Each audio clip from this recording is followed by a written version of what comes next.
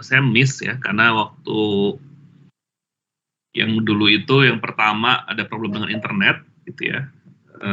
Kebetulan saya waktu itu ngajarnya lagi sambil nemenin istri di rumah sakit, jadi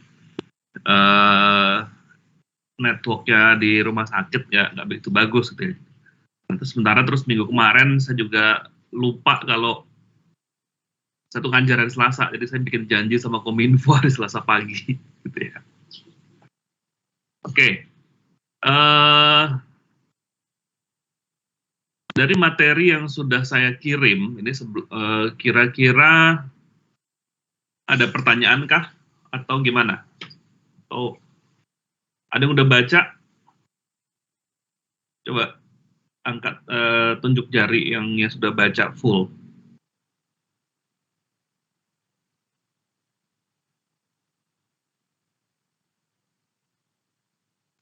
Ini coba semua muncul dulu deh ininya, apa?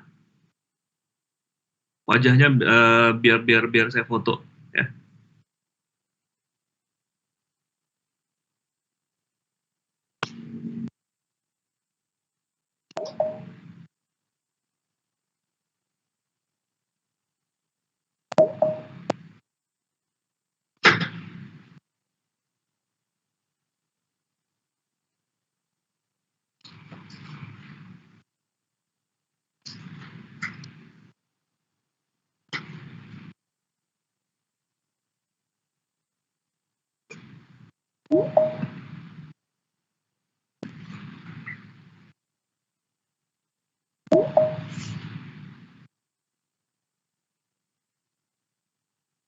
Oke,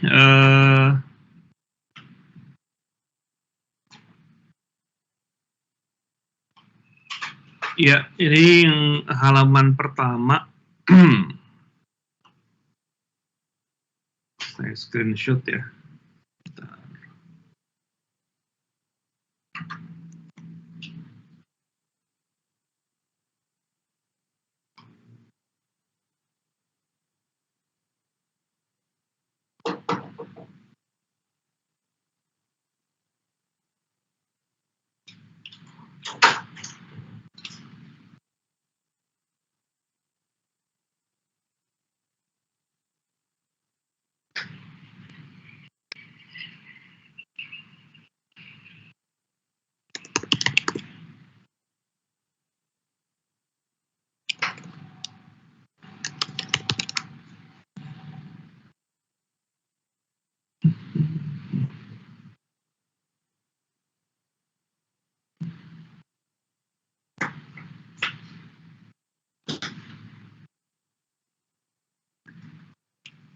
Sekarang tanggal 25 ya, 26.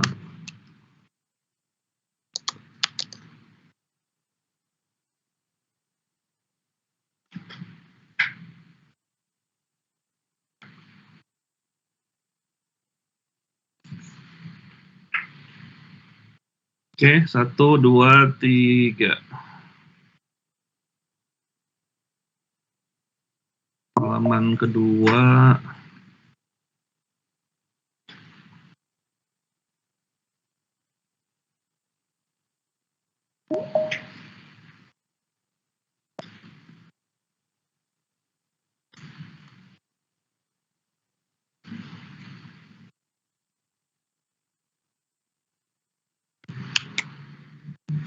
Satu, dua, tiga.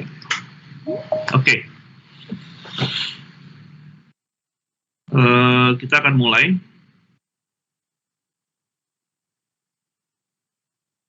Ini kayaknya sudah berapa orang ini pesertanya? Oke, ya udah.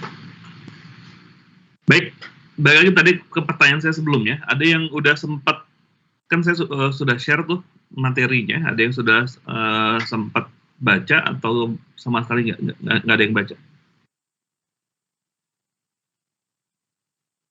Halo?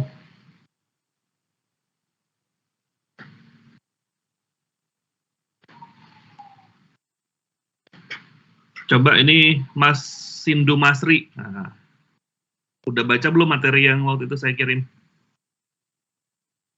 Silakan di-unmute.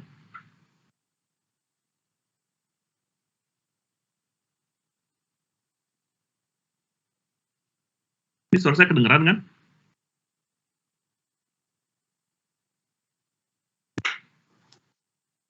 Halo? Terdengar, Pak. Nah, kedengeran kan? Saya Oke. belum, Pak. Kenapa? Belum baca? Kalau saya belum, Pak. Oke, jadi gini, ini kalian ini semua semester berapa? Semester 2 ya? Atau semester 1? 3, Pak. Oke, semester 3 ya. Ini ya, bentar, saya harus nyalain dulu.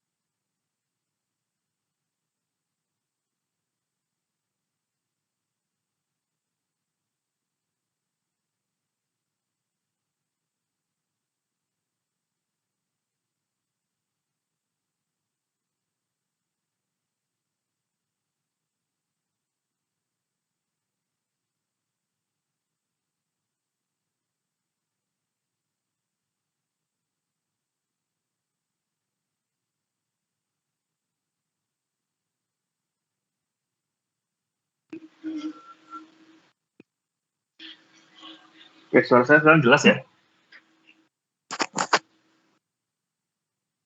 Halo, tes 1, 2, 3. Jelas, Pak. Ya, oke. Nah, jadi ini ya. Ini saya mau share aja gitu, karena dari pengalaman saya gitu ya. Problem terbesar dari dari bukan hanya mahasiswa sih, problem terbesar dari kita orang Indonesia ini adalah kenapa sampai sekarang gitu ya, bukan hanya di dunia teknologi tapi di area apapun, Indonesia ini nggak maju-maju. Bukan nggak maju-maju artinya kenapa? Let's say gini, kayak Korea gitu ya. Korea itu merdeka tahun 50-an, sudah perang Korea. Hampir kayak Jerman, sekarang juga bukan sekarang, mungkin udah jadi superpower dari sejak, mungkin kalau Jepang sejak tahun 60-an lah. Sejak tahun 70-an dia sudah jadi negara ekonomi terbesar kedua di dunia. Sudah Amerika. Terus Jerman juga sekarang bisa dibilang the most powerful country in Europe itu Jerman. Sejak Jerman dulu ada namanya Jerman Barat dan Jerman Timur ya. Itu sebelum kalian lahir tuh Jerman tuh ada dua. Jerman Barat dan Jerman Timur. Tahun 90-an akhirnya mereka bergabung jadi Jerman. Dan sekarang di Eropa itu ya the biggest country-nya mereka. Nah, apa masalahnya? Kenapa mereka bisa kayak gitu ya? Kenapa Jepang bisa begitu? Kenapa Korea bisa begitu? Kenapa Jerman bisa begitu? Sementara negara kita, Indonesia, kita dari tahun 45 merdeka gitu ya, let's say lah ribut-ribut mulai ada sampai tahun 65. Tahun 65 kita berhasil ya lewat dari tragedi terbesar lah yang PKI itu ya. Tapi sampai sekarang dari tahun 65 sampai sekarang udah 56 tahun. Kita jalan di tempat, bisa dibilang. Ya. Apa masalahnya? Ya, salah satunya kalau saya lihat memang masalahnya adalah dari manusianya. Orang Indonesia itu tidak, kita ini hanya senang make, kita tidak senang mencipta, kita tidak senang create. Karena apa? Ya, karena kita ya mungkin dari kecil kita tidak dibiasakan untuk bertanya. Kita tidak dibiasakan untuk mencoba mencari tahu, ini gimana sih sebetulnya? Kenapa ini begitu? Ya. Saya yakin mungkin juga kalian, saya nggak tahu kalau zaman saya dulu kita kalau jadi anak kita banyak tanya itu sering diomelin entah di rumah gitu ya, entah di kelas. Dan kayaknya zaman kalian juga nggak beda jauh gitu ya. Kalian besar di area sudah kalian brojol tuh internet udah canggih tahun 2000-an gitu ya. Saya masih sempat ngoding tulis tangan gitu. Kalian brojol itu internet udah canggih tahun 2000. Tapi kan ya most of us gitu ya, sekali juga saya tahu lah. Ya orang tua kalian juga cenderung untuk membuat kalian tidak banyak bertanya. Sadar nggak? Gitu ya? Kalau kalian berpikir dikit, dijejelin gadget. Gitu ya. Pokoknya gimana caranya supaya kalian nggak banyak tanya. Nggak banyak. Nah, sementara bertanya itu adalah satu langkah pertama ini. Kalau kalian mau benar-benar belajar gitu ya. Ya bertanya itu kuncinya. Saya selalu bilang ke mahasiswa saya ngajar sejak tahun 98 saya ngajar. Even kalian belum lahir, saya udah ngajar gitu ya. Udah ngajar. Sejak tahun segitu, saya udah bilang ke mahasiswa saya bilang, ini saya ulang lagi apa yang pernah saya ngomong di pertemuan pertama. Saya ini hanya lebih ke fasilitator. Ilmu, kalau kita ngomong ilmu, apalagi sekarang, tahun 2021, tahun 98 aja, saya udah bilang ke mahasiswa saya. Untuk cari ilmu itu, mungkin Google lebih canggih dibanding saya. Sekarang, ya apalagi sekarang gitu ya, kalian kalau niat itu di Google tuh banyak course gratis. Banyak sekali.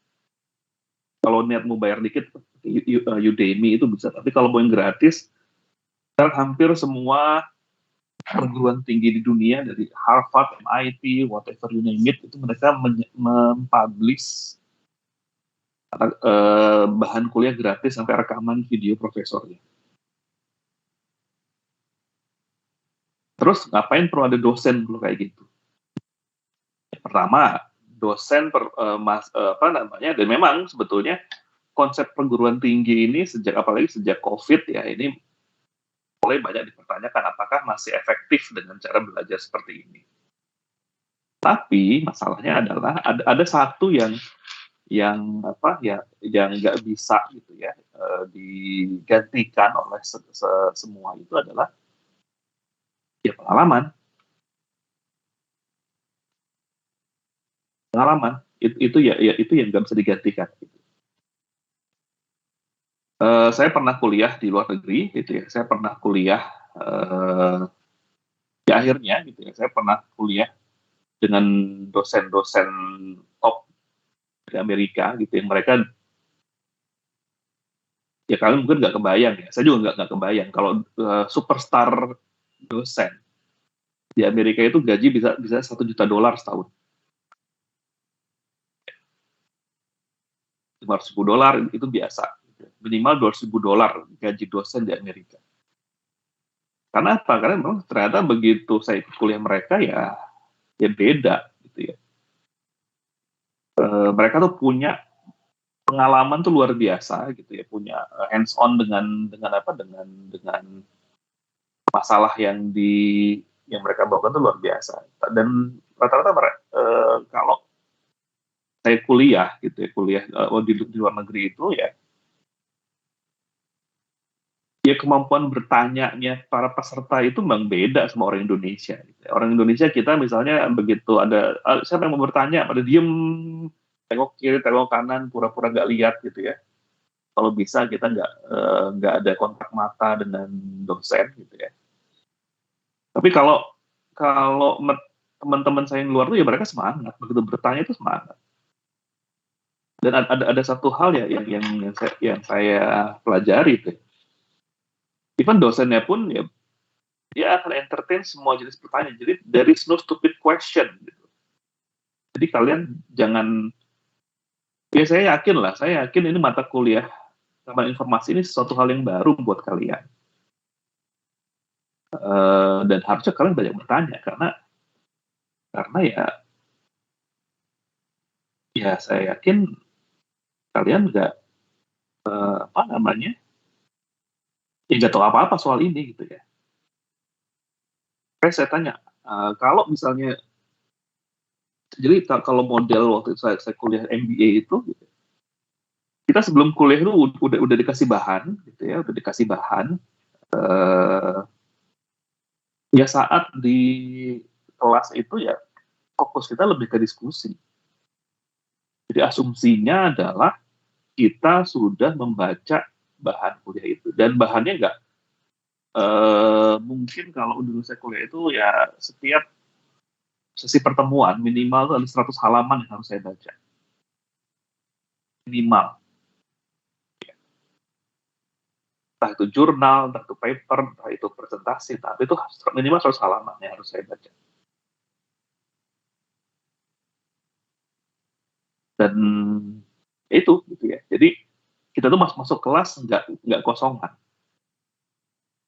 Nah ini dulu juga saya ngomong ke mahasiswa saya dulu, dan saya juga sekarang ngomong lagi ke kalian gitu sebagai mahasiswa saya gitu ya.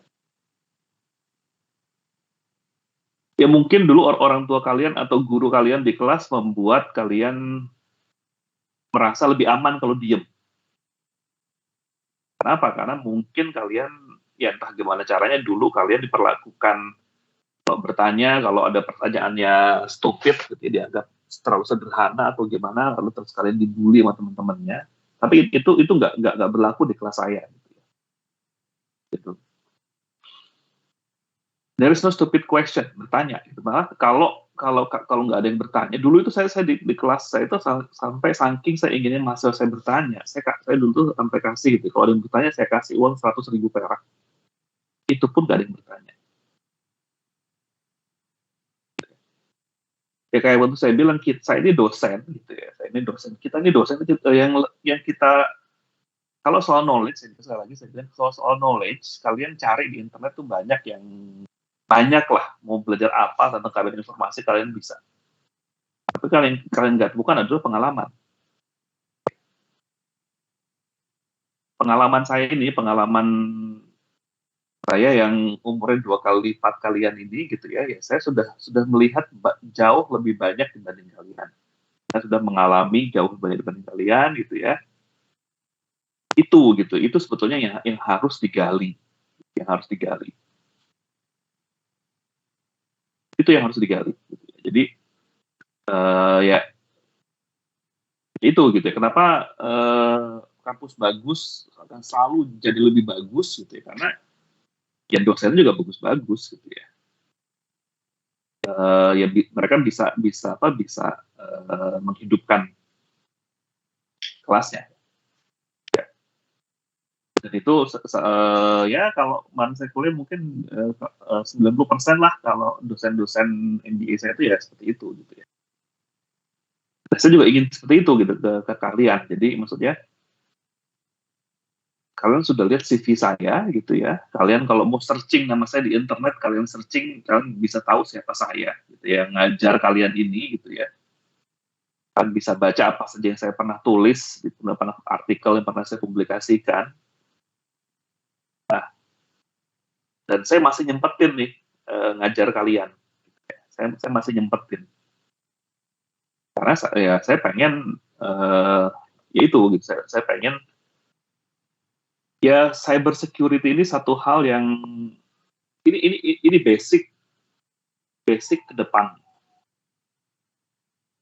Whatever it is, teknologi apapun nanti ke depan, mau blockchain, mau artificial intelligence, mau machine learning, mau whatever apapun gitu ya. Dunia kita ini ke depan akan semakin interconnected. Ya, kalian sudah tahu kan Facebook akan bikin yang namanya metaverse. Metaverse itu apa itu? Itu hyper reality. Jadi kalau kalian pernah kayak nonton film apa ya? Ya tuh apa? Dulu pernah ada namanya Surrogate, gitu ya. Film namanya Surrogate. Kalian carilah. Aktornya Bruce Willis gitu ya. Itu ya tadi gitu ya. Jadi dunia mayanya sudah bukan lagi screen, tapi ya benar-benar ya kayak saya nggak tahu kalau misalnya sekarang kalian main game itu kan masih seperti itu gitu ya. Sekarang kan nanti udah mulai dengan VR kita yang terlibat. Nah nanti yang namanya metaverse itu sudah seperti itu. Jadi kita tuh sudah dulu pernah ada namanya game namanya Second Life gitu ya, kayak gitu juga kira-kira. Jadi kita buka akun di situ, kita bisa berinteraksi dengan dunia sendiri. Sampai di sana itu dulu pernah ada yang menikah sesama karakter gitu ya, mereka menikah gitu ya. Karena itu seperti kehidupan biasa. Gitu ya.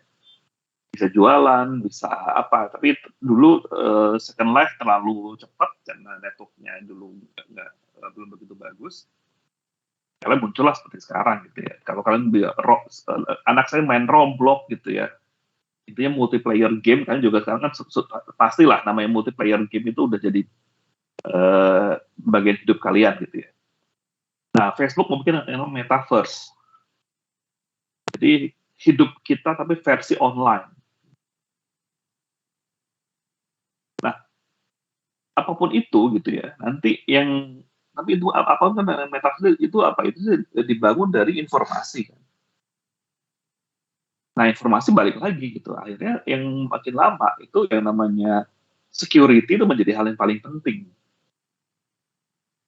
Jadi kalau kalian mau punya role atau mau punya mau punya skill yang mungkin sampai nanti kalian 5, 10, 15 tahun lagi atau 20 tahun lagi itu masih relevan ya, skill cyber security.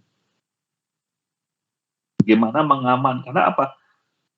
Metaverse, whatever apapun itu adalah aplikasi running di atas platform. Oke. Platform running di atas server running di atas network. Ya. Nah, itu keamanan itu semua harus dijamin. Apalagi kalau misalnya ya kayak sekarang misalnya kita hidup di WA misalnya sudah banyak yang melakukan manipulasi WA gitu ya. Tapi ya itu gitu, apalagi nanti begitu metaverse ini muncul, saya nggak ngerti gitu ya, bakal seperti apa jenis kejahatan baru yang akan muncul, yang yang akan mengeksploitasi tadi mulai dari level aplikasinya, mulai level mungkin platformnya, servernya, level server fisiknya gitu ya, itu di level network. That's cyber security. Ya saya dulu sama dosen saya dulu hari pertama saya kuliah tahun 92 gitu ya. Saya nggak tahu bapak kalian, orang tua kalian udah nikah atau belum tahun 92, tapi tahun 92 saya hari pertama kuliah. Dosen saya bilang, apa yang saya ajarkan hari ini itu hari pertama. Itu saat kalian lulus 5 tahun lagi semua akan obsolete. Semua akan sudah ketinggalan zaman. 5 tahun lagi. Terus ngapain kuliah kalau kayak gitu? Ya, kuliah adalah kita belajar sebetulnya. Jadi kalau misalnya jurus kalian mungkin ada yang belajar bela diri gitu ya, kan jurus itu ada kuda-kuda, ada kembangan ya. Nah kalian kita ini harus bisa paham dengan kuda-kudanya. Kuda-kuda itu nggak akan berubah. Kembangan itu bisa berubah mau segala macam, tapi ya, kuda-kuda itu nggak akan berubah. Nah itu yang harus coba kalian nanti selama kuliah ini, kalian harus cari itu benang merahnya yang akan jadi kuda-kuda apa gitu. Kan teknologi pasti berubah, tapi prinsip-prinsipnya misalnya kayak pertama prinsip ini kalian kan politeknik ya. Nah politeknik itu mau nggak mau kalian harus paham network. Kalau kita ngomong internet, aplikasi whatever pun tuh network itu paling basic. Karena disitulah tentu informasi itu jalan dari network. Kapan informasi itu bermula dari network. Protection, gimana cara memprotek itu bermula dari network. Itu, jadi dari network gitu ya, baru nanti kalian level ke atasnya, operating system lah, atau virtual machine, whatever gitu ya, ke operating system, ke platform aplikasinya, mungkin database, segala macam, baru nanti ke level aplikasinya sendiri. Nah, di cyber security sendiri gitu ya, informasi ya memang kita nggak bisa, makanya saya bilang saya udah banyak sekali saya ngambil sertifikasi cloud computing whatever. Sampai sekarang yang namanya ujian yang paling berat yang saya rasakan itu untuk saya ujian mengambil namanya certified ethical hacker. Karena being a hacker itu ilmunya itu end to end, saya bilang tadi. Jadi mulai ilmu network sampai ilmu aplikasi itu kalian harus paham.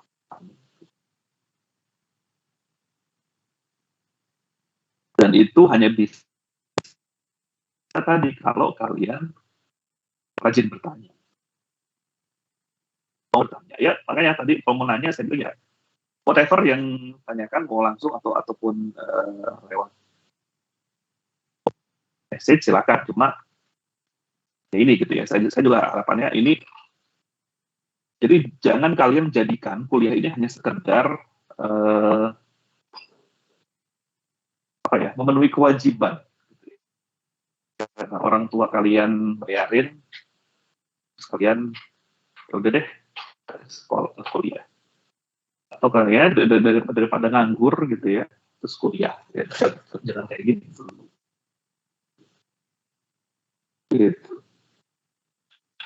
Ini suara saya masuk kedengaran. Terdengar, Pak. Ini saya freeze ya udah kayak itu ya intermezzonya. Oke, kalau kalian nggak ada yang mau bertanya ya saya lanjut aja dengan presentasi dengan saya mulai sharing materi kemarin. Jadi paling nggak saya udah ngomong ke kalian gitu ya, kalian sudah mendengar ya, kalian lah sekarang yang bertanggung jawab sama hidup kalian sendiri. Ini gimana sih pakai ini share screen.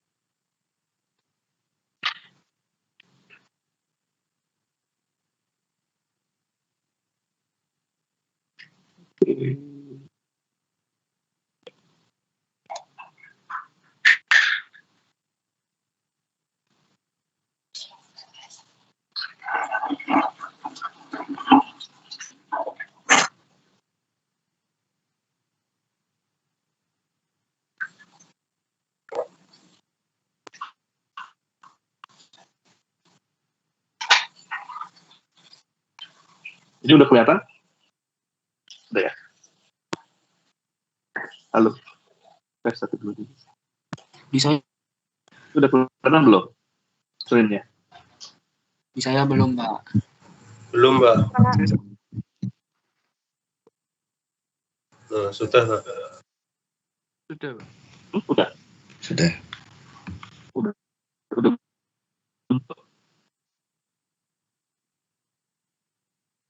Belum? Udah, oke. Oke, kalau gitu saya lanjutkan ya. Nih, saya sekali lagi tunjukin ini kredensial saya, makanya saya bilang ini sayang gitu ya kalau kalian nggak memanfaatkan saya nih untuk bertanya gitu ya. Gitu. Jadi hasil saya 20 tahun di kalau kalian nggak bertanya ya kalian lah yang rugi. Oke. Nah terakhir gitu ya, terakhir itu kan kita ngebahas ini kan. Coba satu orang jelasin gitu. Kira-kira apa yang dengan apa namanya segitiga CIA ini apa maksudnya? Siapa yang mau coba jawab?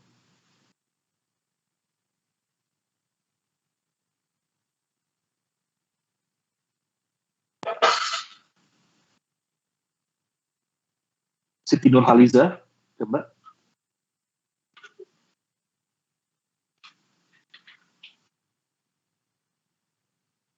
Suaranya coba di-unmute dulu. Halo, suara saya masuk nggak? Ya, jelas gimana?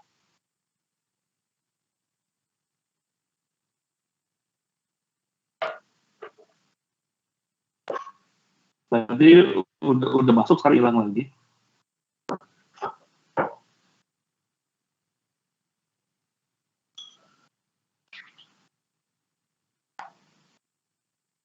Oke,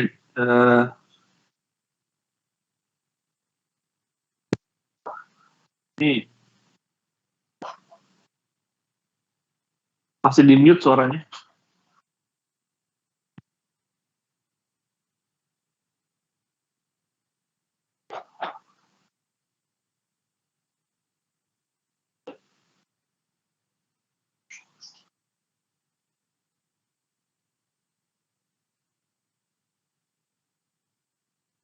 Ya, gimana? Ini suara saya kedengeran nggak sih? Kedengeran nggak suara saya? Kedengeran, Pak. Coba nanti Siti Nurhaliza apa jawabannya dari ini? Penjelasannya seperti itu.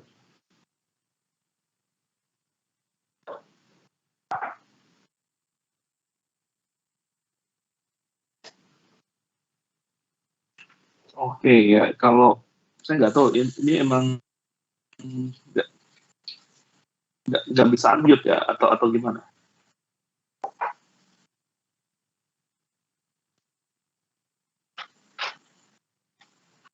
Ya udah saya lanjut aja lah ya. Jadi kalau kita ngomong keamanan informasi itu ada 3 gitu ya.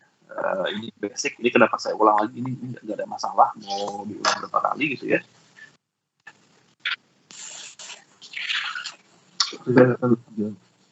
Harapan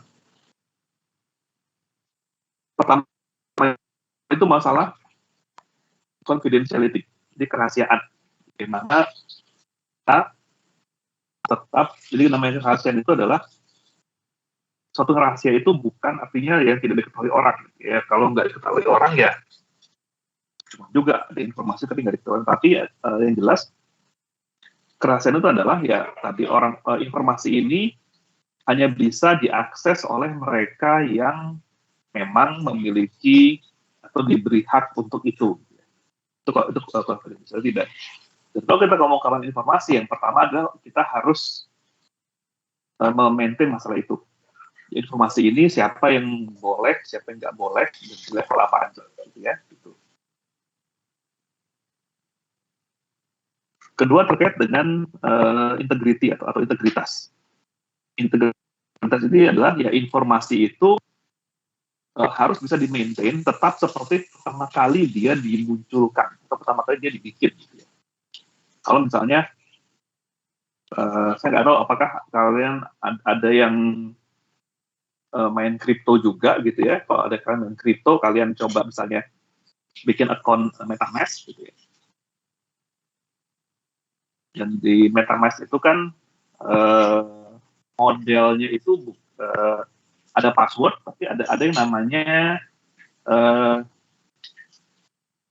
secret phrase gitu ya, untuk mengamankan. Jadi ada 12 kata gitu ya, 12 kata yang ya kita harus itu pertama kali kita diberikan, dan untuk mengamankan kita harus nulis sesuai dengan urutannya gitu ya. Nah itu integrity. Jadi ya, pertama kali kita urutan seperti itu ya, sampai nanti informasi itu dianggap tidak valid ya harus tetap seperti itu gitu ya.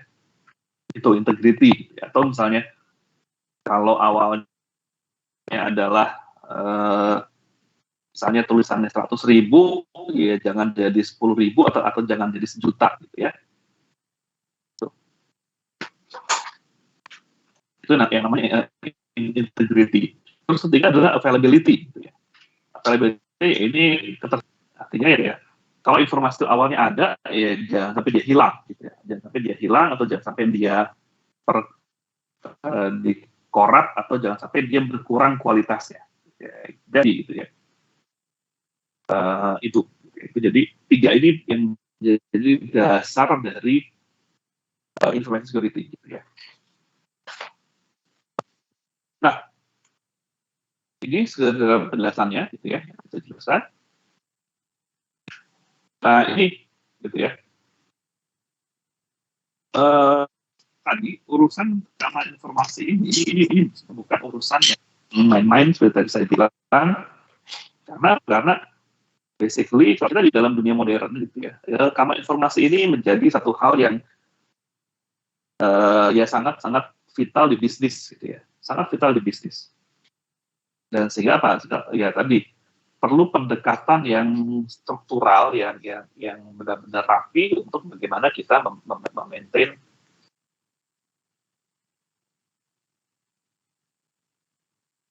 Nah, bagaimana kita memaintain informasi? Ada 3 cara. Gitu ya. Pertama, ada 3 cara pengendalian, terutama di level fisik. Gitu ya.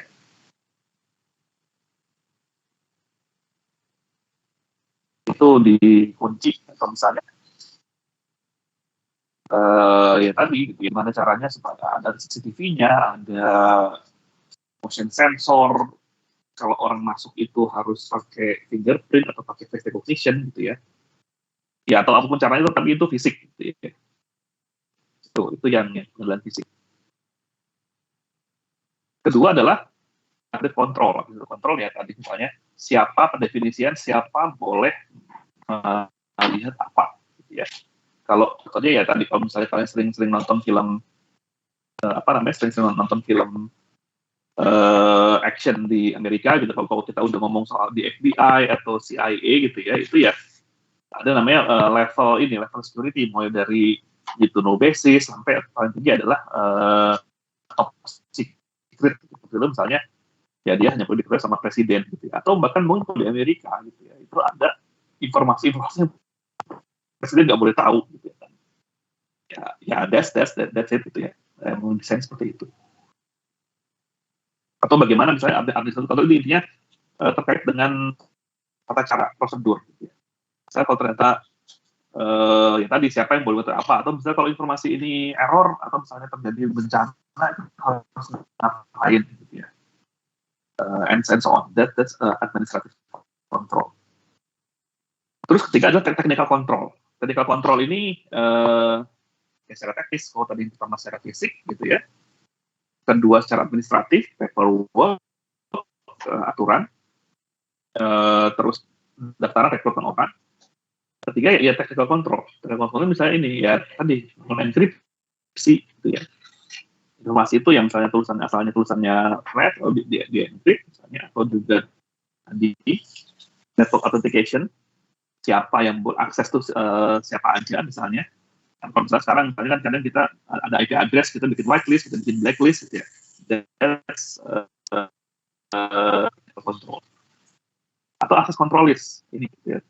Siapa boleh melihat apa. Atau audit.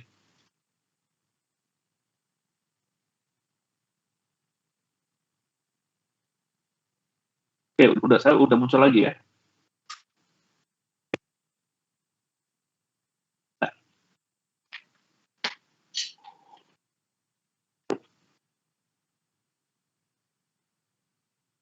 Nah, jadi ini gitu ya. Ada 3 key elemen. Pertama, jelas teknologinya. Gitu ya. Kalau kita mau mengamankan infrastruktur, proses, dan manusia. Tapi dari 3 ini, gitu ya, tetap masalah manusia ini yang paling menjadi masalah utama. Gitu ya. Jadi ada satu peribahasa gitu ya, di dunia IT ini problem terbesar di dunia IT ini lagi duduk di antara kursi dan keyboard gitu ya. Ini manusia. Siapa yang duduk di antara kursi dan keyboard? Ya manusia. Itu jadi problem ini. Mau teknologi dibikin apapun, proses dibikin apapun, tapi tetap yang namanya manusia itu menjadi faktor paling besar dalam keamanan informasi. Makanya ya kita perlu awareness seperti ini.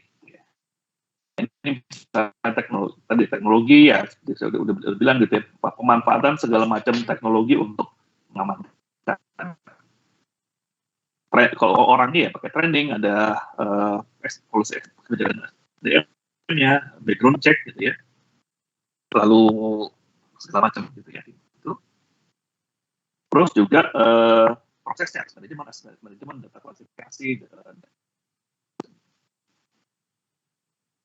Ini adalah hal. Makanya tadi saya bilang keamanan informasi ini bukan hal yang sederhana. Kenapa? Karena perlu banyak hal sekali supaya program keamanan informasi ini bisa berjalan dengan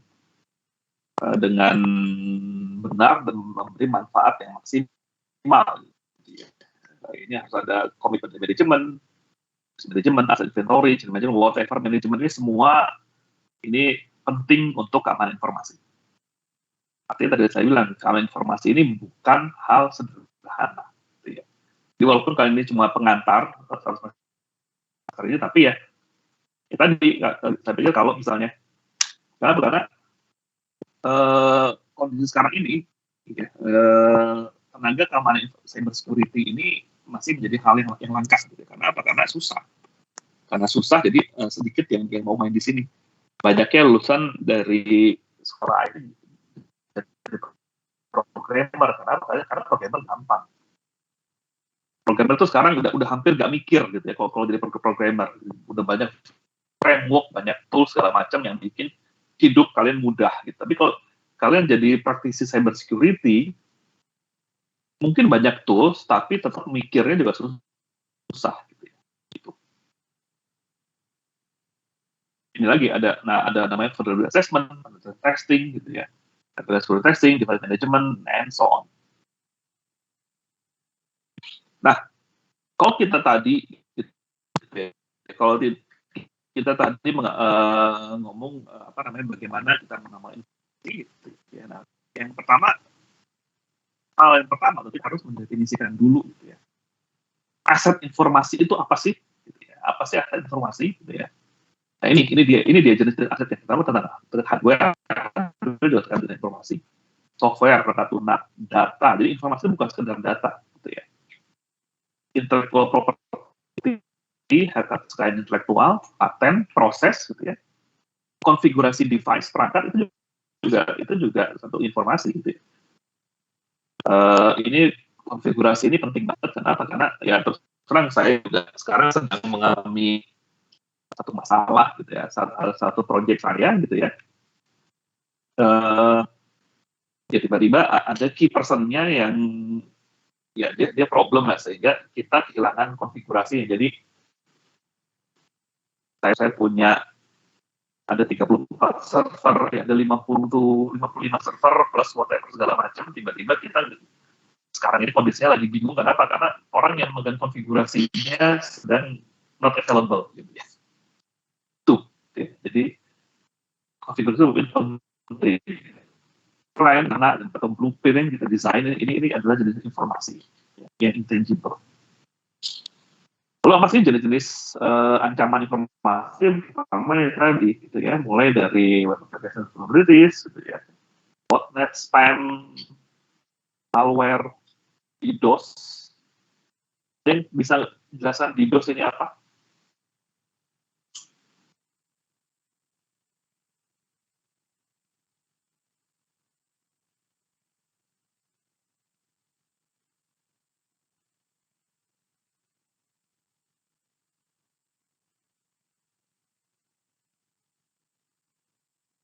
Halo? Ada yang bisa jelasin DDoS? Kalau ada yang bisa jelasin DDoS, saya jamin minimal B nilainya. Izin menjawab, Pak. Siapa? Sama kita tulis dulu. Saya Kartakusuma dari kelas 32A. Di OS itu setahu saya distributed. Gimana, Pak? Suma. Oke. DDoS tuh setahu saya adalah terdengar, Pak, suara saya, Pak? Ya, kedengeran juga. Di DDoS itu adalah distributed denial of service. Jadi kayak biasanya menggunakan robot atau semacamnya untuk mengirimkan kayak permintaan secara besar-besaran untuk server sehingga servernya menjadi down. Tahu saya seperti itu, Pak. Oke. Ya, kata Suma saya catat ya, minimal dapat B lah. Gitu ya. Nah, DDoS ini memang tadi bilang gitu ya, ada sekarang ini cara paling primitif gitu ya untuk kita membuat menewaskan satu target. Gitu ya. Kenapa? Karena atau dikenal juga dia dengan flooding. Jadi karena DDoS ini ibaratnya kalau misalnya kita punya satu server gitu ya, atau kita katakan punya rumah atau punya bangunan yang isinya emas gitu ya, informasi gitu ya. Nah, DDoS ini gimana caranya dia membuat orang-orang yang punya kepentingan untuk ngambil emas ini tidak bisa atau nggak bisa mengakses dengan cara bikin jalannya macet, kayak gitu. Pertama dengan bikin jalannya macet. Kenapa? Dengan dia memenuhi request segala macam gitu ya. Pertama, terus juga itu pertama, jadi dia memenuhi semua jalan yang menuju ke rumah itu. Terus dia juga banyak ngirim orang gitu ya, ngirim untuk ketok pintu gitu ya. Ketok pintu nanya, ada orang nggak? Boleh masuk nggak? Segala macam kan. Lama-lama orang bete gitu ya. Kalau misalnya ditanyain bolak-balik akhirnya ya dia mungkin nutup atau dia mungkin kabur orang itu gitu. Bangunan ini gitu. Nah, itulah yang terjadi dengan DDoS. Distributed denial of service. Satu server itu diserbu dengan banyak request gitu ya, banyak request, tapi dia kan sebetulnya server itu bodoh kan, yang namanya server itu bodoh. Server itu kalau sebenarnya tadi basic dari namanya computing itu adalah bertanya. Jadi komputer itu bodoh. Yang namanya web server itu bodoh. Jadi web server itu akan melayani semua pertanyaan yang masuk ke dia. Misalnya ada paket gitu ya, dia akan nanya apapun itu yang ditanya, dia akan langsung lempar ke belakang. Saya nanya, di sini, jadi kayak apa ya? Kayak kalau orang jualan itu, yang jaganya itu dia nggak tahu sebetulnya toko itu jualan apa gitu ya. Jadi kalau ada yang jaga, ada yang nanya datang, kamu jualan ini nggak? Jualan permen misalnya. Si yang jaga di depan ini dia akan langsung naik ke belakang dia, lari belakang. Bisa jualan permen nggak ya? Gitu ya. Kalau misalnya di server yang belakang jawab yang orang dia punya, misalnya, nggak ada, baru dia keluar lagi. Ya. Itu gitu ya. Kalau misalnya ya kalau nanti ada lagi yang nanya di sini jual roti nggak gitu ya? Di depan ini dia lari lagi ke belakang, nanya dulu ke yang punya toko gitu, misalnya. Jadi jual roti nggak? Kalau bilang enggak, dia akan ke depan lagi gitu, terus bilang ke yang nanya, gitu ya. Kalau di sini nggak jualan roti, gitu ya. Nah, bayangkan kalau misalnya ada satu server, ada 1 juta yang bertanya seperti itu, bertanya dengan hal-hal yang nggak ada. Gitu ya. Kan pusing servernya gitu ya, bolak-balik nggak ada, akhirnya dia bunuh diri. Gitu ya. Kalau kalian main di Linux, nanti muncul ada kernel panik, gitu ya. Mati. Nah, itu DDoS. Nah, DDoS ini adalah sekarang bisa dibilang cara yang paling primitif untuk kita tadi memutuskan akses informasi. Ada phishing, gitu ya. Ada social engineering. Ini social engineering ini social engineering plus social network ini 2 hal yang sekarang menjadi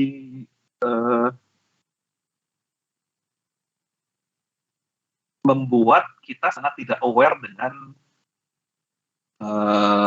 keamanan informasi gitu ya, terutama terkait dengan behavior kita di internet gitu ya, terutama di sosial media gitu ya. Tuh. Jadi sekarang kan banyak banget yang dimanipulasi lah untuk transfer atau apapun misalnya gitu, atau ya kirim foto-foto seksi gitu ya. Tapi akhirnya itu dijadikan bahan untuk ancaman kayak pinjol itu gitu. Makanya kalian jangan sekali-kali ngambil pinjol ya, apalagi kalau kalian pakai HP Android, karena begitu kalian setuju itu kalian memberi akses ke si pinjol itu untuk mendapatkan semua dari HP kalian, termasuk foto-foto apapun yang pernah kalian buat di situ gitu ya. Itu botnet, ada spam, dan ada pembunuhan juga. It is happening gitu ya. Yang namanya kalau di film-film itu ada orang dibunuh karena informasi, it's happening. Benar ada dalam dunia nyata. Oke, nah ini niat dari apa sih seorang pemilik. Tadi kan ini masalah orang, masalah manusia. Kenapa sih seorang itu dia mau gitu ya, motivasi apa sih dia akhirnya melakukan activity yang membahayakan informasi ya. Sama tadi misalnya dia show off gitu ya, gue pengen tampil nih biar ketahuan keren gue bisa ngehack gitu ya, atau nyerang, atau niatnya ya kayak ini ya berkolaborasi untuk niat buruk lah, oh ya emang niatnya kriminal gitu ya, atau balas dendam juga bisa, atau ya sekedar pengen tahu aja ya, kayak dulu ada anak Indonesia yang dia bisa ngehack NASA gitu ya. Kenapa? Ya pengen aja gitu, pengen tahu aja bisa nggak NASA dihack gitu ya. Itu sama pertama kali dulu saya belajar ngehack itu mungkin tahun 98 lah gitu ya. Jadi waktu itu zamannya belum ada mungkin ya masih zamannya carding atau kredit gitu. Dulu akhirnya saya itu tahun 98 Amazon juga baru kan. Terus saya dapat tools yang bisa generate nomor kartu kredit. Saya bisa pilih nomor kartu kredit itu dari bank mana dan dari negara mana. Ya. Udah saya bisa generate, saya pakailah belanja di Amazon waktu itu. Nggak banyak sih, hanya mungkin $150. Ya, saya beli buku gitu ya. Begitu saya masukin kartu itu, klik hasil. Cuma begitu udah selesai baru saya stres. Lah, saya beli buku pakai kartu kredit palsu, tapi ngirimnya ke alamat rumah saya. Langsung pusing. Ini kalau ketahuan gitu ya, ada komplain ini alamat rumah saya yang dikirim, dan ternyata sebulan kemudian bukunya nyampe. Cuma selama sebulan saya stres. Nah, things like that gitu ya, curiosity gitu. Nah, atau misalnya kayak ya kayak ada hacker yang bodoh lah waktu dari Jogja, dia jagoan gitu, dia bikin ransomware di Amerika gitu ya, harus bayar pakai Bitcoin. Dia udah dapat hampir 2,5 sampai 3 miliar in Bitcoin gitu ya. Tapi terus dia uang itu Bitcoinnya dia cairkan lewat exchange di Indonesia. Dia lupa kalau exchange di Indonesia itu kita harus pakai KTP. Ya akhirnya ditungguin sama polisi di rumah. Ya, things like that gitu ya. Jadi kadang ya tadi kalau mau jadi penjahat cyber itu mikirnya harus lengkap gitu. Jangan sampai tadi bukan hanya dia jago aplikasi doang, tapi terus nggak mikir hal yang lain gitu ya. Maka itu, jadi kan kalau mau jadi penjahat cyber ya tadi saya mikirnya harus lengkap.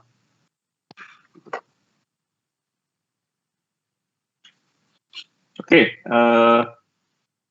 ini cerita tentang hacker gitu ya, hacker and crackers. Jadi hacker itu beda. Jadi basically istilah hacker itu istilah yang misleading gitu ya. Arti misleading apa? Jadi sebetulnya hacker itu bukan orang yang berbuat jahat, tapi dia adalah orang yang benar-benar menguasai sistem sampai dia bisa tahu cara bekerjanya secara detail. Apa yang bisa bikin ya merusaknya, gitu, whatever, atau di mana dia bisa exploit, gitu ya. Oh ini bisa berbahaya, ini bagus, and so on. That's hacker, gitu ya. Beda dengan cracker itu memang hacker yang punya niat jelek, gitu ya. Itu namanya cracker, caranya dia bisa dapat celah untuk dieksploitasi dengan niat tertentu gitu ya, tapi itu niat jelek. Itu makanya kan namanya ada istilah ethical hacker gitu ya, hacker budiman gitu ya, ethical hacker. Oke, nah ini sebetulnya ada namanya white hat, jadi hacker budiman, ada namanya black hat gitu ya. Ada yang white hat ini ya tadi mungkin misalnya mereka yang memang dia keamanan informasi misalnya, ada black hat ini ya cracker tadi ya memang jahat. Ada yang juga stateless, nggak ada kopi ya, karena ini nggak jelas gitu ya. Dan bisa dibilang ini sekarang adalah penjahat cyber terbesar per negara. Karena ini tiap saat gitu ya, antar negara ini mereka saling berperang di dunia cyber. Perang tanpa adanya ledakan amunisi itu tiap hari terjadi gitu ya. Kalau kalian bisa ngeliat apa yang saya lihat gitu ya, saya dulu pernah bikin namanya Cyber Operation Center di Kementerian Pertahanan di Jakarta gitu ya. Kita bikinin satu map yang isinya itu dia bisa memvisualisasikan traffic serangan cyber yang terjadi di dunia ini gitu ya. Ya kelihatan kayak main kembang api itu dari Korea Utara ke Amerika, dari Cina ke Amerika, dari Amerika kemana gitu, dari Brazil ke Indonesia, whatever gitu ya. Seperti itu. Dan Indonesia ini ya kita sebetulnya kalau untuk yang hacking yang kayak gitu ya, yang maksudnya yang personal kita jago-jago, tapi kalau di level negara kita ya saya harus narik nafas gitu ya untuk, karena sebetulnya kegiatan, kalau kalian pernah baca namanya Edward Snowden gitu ya, dari Amerika, itu dia hacker terbesar ya negara NSA gitu ya, yang dia bisa menyadap semua pembicaraan orang di dunia ini kalau mau. Gitu ya. Oke, itu ya, itu ya. Nah, sekarang kita ngomong standar gitu ya, informasi security ini ada standarnya. Gitu ya. Seperti apa sih? Gitu ya. Pertama, nah ini banyak nih. Cuma sekarang kalian nggak perlu semua. Sekarang ini yang paling ini adalah ISO 20071. Sekarang udah 2013. Ini yang paling penting nantinya. Kalau kalian mau ngomong keamanan informasi, gitu ya. Terus ya kalau yang lain ini ada juga namanya privacy law. Saya di Indonesia ini belum ada, kita belum punya yang namanya undang-undang perlindungan data pribadi gitu ya. Tapi ini adalah aturan-aturan yang terkait dengan bagaimana informasi harus dilakukan. Oke, profesi gitu ya. Kalau sekarang apa sih profesi? Nah ini adalah sekian banyak profesi yang bisa terkait dengan keamanan informasi gitu ya. Ada yang dari ISAKA, tapi bisa sekarang yang bagaimana ini CSSP. Ini lumayan mahal nih kalau kalian bisa di sini CSSP, atau yang kayak saya gitu ya, ethical hacker, dan CISO gitu ya. Saya ini CISO, pemegang Certified Chief Information Security Officer, itu udah sertifikasi cyber security yang paling tinggi gitu ya.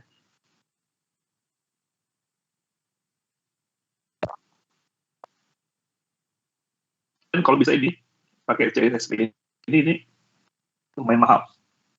Makanya dari kuliah ini outputnya ya di kalian nanti akan, kalau mau gitu, ujian namanya CSU, Certified Secure Computer User. Itu level yang paling awal. Bagaimana kalian bisa mempraktekkan praktek keamanan informasi secara baik dan benar gitu di level user gitu ya. Jadi banyak areanya, terutama di sini. Oke. Nah, apa sih spesialisasi dari keamanan informasi? Pertama ya komputer forensik. Forensik ini, jadi kalau forensik ini dia tuh lawannya penjahat gitu ya. Kalau penjahat dia coba ngejebol, kalau forensik ini dia tracking apa sih yang terjadi sebetulnya ya. Nah dari situ dia mencari jejak nih siapa pelakunya. Kalau kalian sering NCIS ya, apa sih ya, kayak gitu kan, CSI, sorry. Nah itu adalah tentang forensik gitu ya. Atau IT auditor.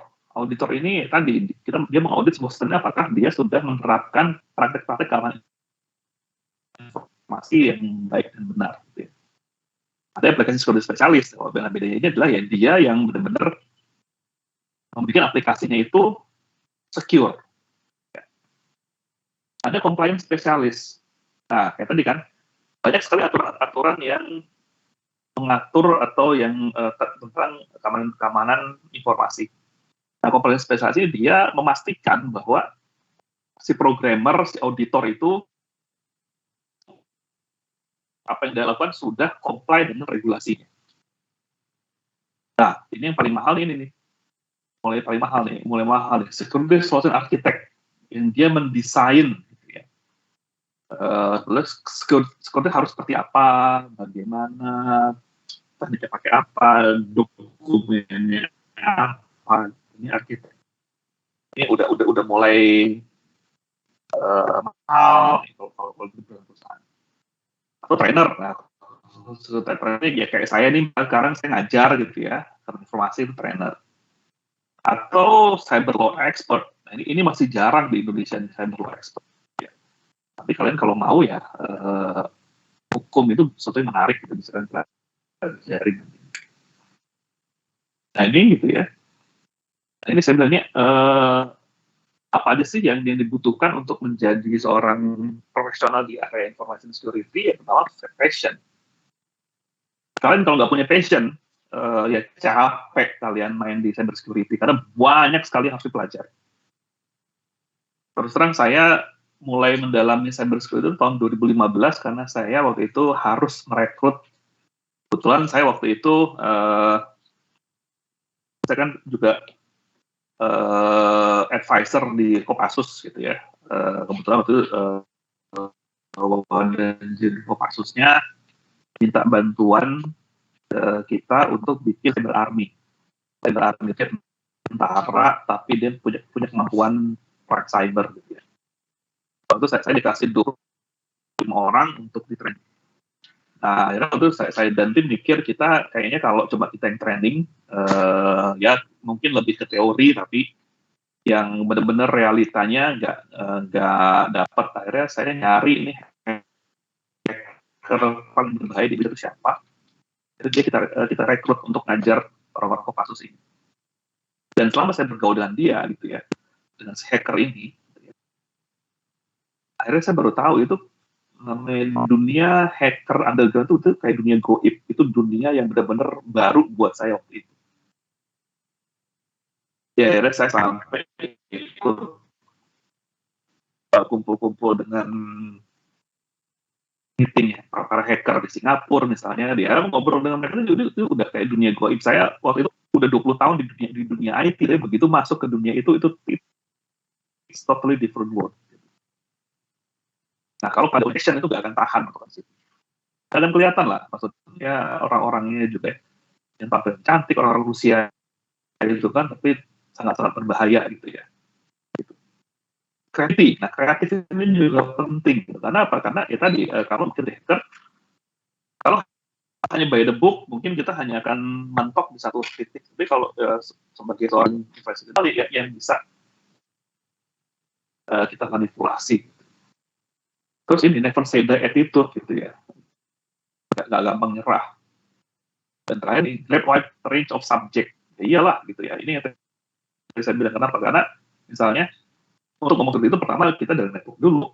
Network ke server ke platform, database, ke aplikasi. Ini, skill personal should not only well be first, tapi juga ahli. Gitu ya. Sama urusan psikologi, namanya social engineering itu dari psikologi, itu ekonomi. Ini sekali lah. Gitu ya. Mungkin saya coba, kayaknya udah habis waktunya, nggak apa-apa. Oke, nanti mungkin next pertemuan saya akan sedikit share kira-kira video-video yang terkait dengan apa sih sebetulnya yang bisa dilakukan oleh hacker itu. Oke, dari sini ada pertanyaan? Permisi Pak, izin bertanya. Apakah terdengar ya Pak suara saya Pak? Ya, gimana? Tadi kan sudah dijelasin tentang web application vulnerability. Nah, dulu itu saya pernah belajar device web gitu Pak. Halo? Nah, terdengar nggak Pak? Terdengar nggak ya Pak? Ya, sekarang kedengeran gimana? Tadi enggak. Mau tanya Pak tentang yang web application vulnerability itu. Dulu kan pernah belajar tentang device itu ya Pak. Nah, aku kan saya kan tanya-tanya sama yang udah pernah sampai bisa device. Nah, katanya itu kalau buat pemula itu nyari web yang full gitu Pak, yang vulnerability-nya rendah. Nah, itu kan katanya itu kan carinya webnya itu melalui dorking itu Pak. Ya ternyata itu tuh webnya itu web yang kayak abal-abal gitu Pak, yang nggak terkenal gitu. Nah ternyata kalau yang terkenal itu ada kayak sistem keamanannya sendiri ya Pak. Ternyata vulnerability-nya beda-beda ya Pak. Oh iya. Tuh, namanya kalau semakin top sebuah ya pasti banyak banget keamanan yang dia taruh di depan gitu ya. Karena tadi misalnya udah ganti di DOS-nya, nanti ke dalam tuh banyak sekali gitu ya, sehingga tidak segampang itu Ferguson. Makanya kalau mau tadi gitu, kalau misalnya kalian mau belajar nge-hack ini, mungkin kalian bagusnya ke situs kementerian kali ya. Situs Pemda, nah itu gampang tuh kalau mau nge-device tuh. Gitu.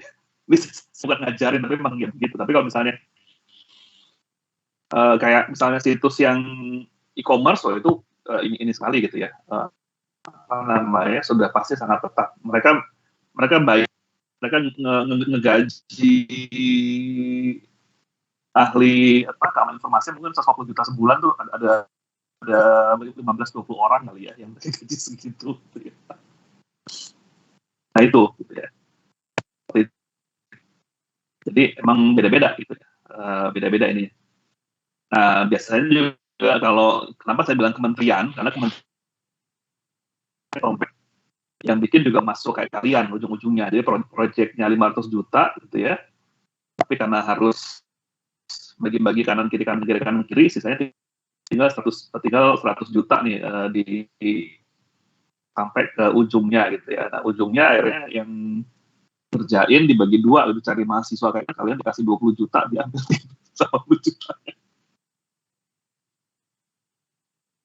Jadi deh gitu websitenya yang sekedar pakai SQL dan segala macam, akhirnya ya gampang dijemur. Ada pertanyaan lain? Saya Pak, izin bertanya Pak. Ya, silakan. Siapa? Lucky Pak. Oke. Gimana? Jadi kan kalau ini kan keamanan informasi kan juga termasuk melindungi dari kebocoran data kan Pak. Lah, kan kita itu sudah punya EKTP, tetapi kalau di kelurahan-kelurahan gitu, kita masih kalau buat administrasi atau kegiatan apapun itu masih dimintai fotokopi KTP gitu loh Pak. Jadi itu malah ya berasal dari situnya itu menjadi kebocoran data. Lah kita sebagai masyarakat umum itu bagaimana cara mencegahnya Pak? Kalau untuk mengurusi administrasi begitu Pak, di pemerintahan atau di kelurahan. Terima kasih Pak. Terima kasih. Itu pertanyaan sederhana tapi susah jawabnya, gitu. Karena soal IKTP ini memang masalah yang rumit ya. Saya tahun 2009 itu waktu IKTP ini akan diprojekkan, gitu ya. Saya ikut di salah satu konsorsium yang kalah akhirnya, dan saya bersyukur kalah gitu, karena kalau menang itu ribet sampai sekarang gitu ya, ribet urusan turun korupsinya segala macam. Tapi memang, nah di kita ini yang tadi saya bilang, kita belum punya, ini bagian dari yang namanya regulasi dari administrasi gitu ya. Kita belum punya yang namanya undang-undang perlindungan data pribadi. Gitu. Jadi apa sih data kita yang boleh dipublish, yang tidak, atau misalnya kalau boleh itu si orang lembaga yang memegang itu boleh ngapain aja gitu ya, and so on. Kita belum punya itu masalahnya. Dan praktek fotokopi KTP ini memang praktek yang dari zaman dulu ya. Zaman dulu untuk memastikan identitas itu dengan fotokopi KTP. Nah sebetulnya dengan IKTP itu niatnya adalah supaya nanti gitu ya, informasi itu kan sudah ada di chip tuh. Jadi kalau misalnya kalian punya scanner gitu ya, punya yang ya atau misalnya handphone yang bisa pakai NFC, kan kalian bisa download aplikasinya untuk membaca, kan bisa tap di IKTP kalian tuh bisa muncul tuh. Itu ada foto kita sama ada informasi kita. Nah harusnya memang ini dulunya di project yang dulunya itu harusnya memang IKTP reader itu ada di mana-mana, termasuk juga untuk administrasi pemerintahan di level kelurahan misalnya. Karena KTP kan yang ngeluarin kecamatan dan kelurahan. Makanya aneh juga gitu kalau KTP-nya itu dari kelurahan, terus kalau kita urus apapun kelurahan masih minta fotokopi KTP kita gitu ya. Jadi masalahnya tadi IKTP readernya itu tidak available di semua kelurahan. Jadi ini tadi sebenarnya ini pertanyaannya memang kemarin sempat dibahas lama, tapi kebetulan saya punya teman, dia stafnya Dirjen Dukcapil gitu ya, bikin KTP ya karena kita berhadapan dengan aturan. Jadi kalau ditanya bagaimana kita sebagai warga negara, agak sulit jawaban negara ya tadi aturannya masih belum ada. Tapi ini buat kalian bahwa namanya aturan itu juga salah satu hal yang penting buat keamanan informasi. Gitu. Mungkin gitu Luki jawabannya. Bagus, tapi ya saya nggak bisa ngasih jawaban yang yang fix gitu ya, kita harus ngapain. Oke, Baik Pak, terima kasih atas jawabannya. Ya, makasih. Ada yang lain?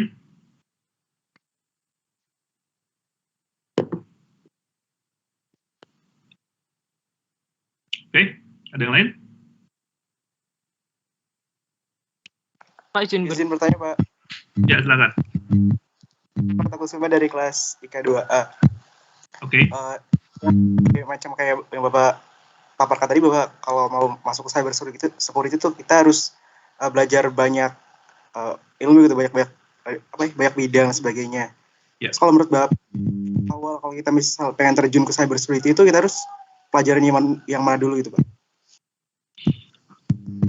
Ya, sebenarnya kalau yang mana dulu, menurut saya basicnya di network.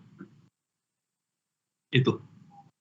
Karena pagar pertama itu network, cyber security. Itu pagar pertama. Jadi, kalau ada orang ngaku dia pakar keamanan informasi, tapi dia tidak paham network, berarti bullshit. Ya. Jadi networknya wajib.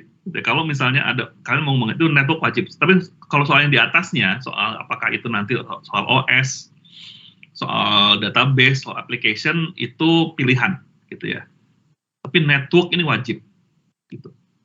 Jadi kalau misalnya kalian belajar nanti misalnya kalian belajar pakai Kali Linux, itu Linux yang memang didesain khusus untuk tadi akan diterusin gitu ya. Itu kan everything is about network, gitu ya. Ya kan harus paham IP itu seperti apa, alokasinya gimana, port itu apa aja, gimana buka tutup port. Ya, itu network. Ya, mulai dari situ. Gitu. Saya sendiri dulu S1 saya sih, ya, saya skripsi saya soal network. Dulu saya bikin simulasi namanya Metropolitan Area Network.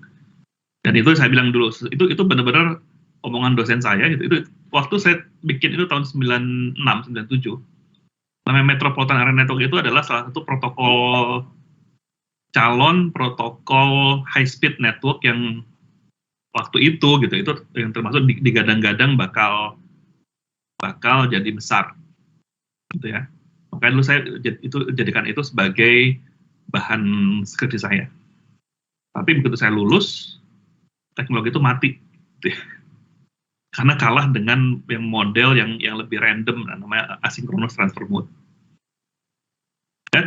Itu benar-benar omongan dosen saya terbukti bahwa namanya teknologi IT itu dalam 5 tahun suatu yang ngetop bisa hilang sama sekali, dan sampai sekarang ya sejarah aja gitu.